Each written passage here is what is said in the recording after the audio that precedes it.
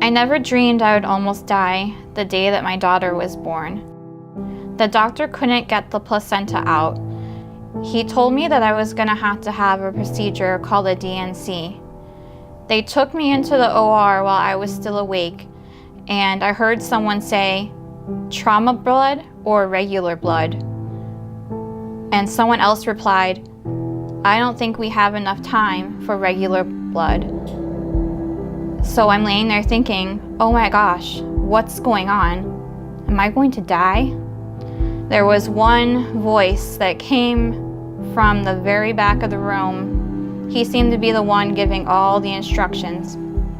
I couldn't see, but I was laying there listening to everything that was happening. I knew that my heart would not be able to continue to go on as it was. It was working too hard.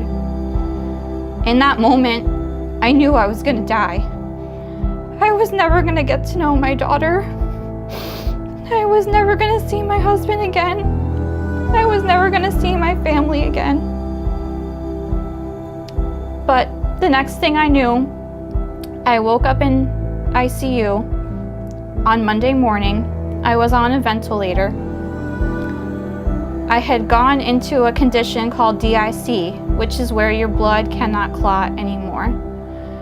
And I had received over 16 units of blood. My entire blood volume had been lost 2.5 times over.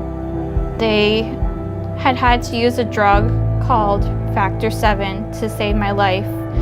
This is what got my blood to start clotting again. There were so many things that fell perfectly into place.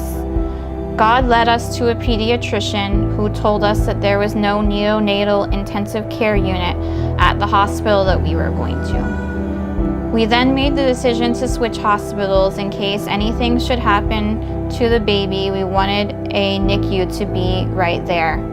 God had his hand in it. They say that they've used Factor 7 multiple times in different cases. Most of the time, these patients never recover. God saved me. Throughout everything, God had his hand in it.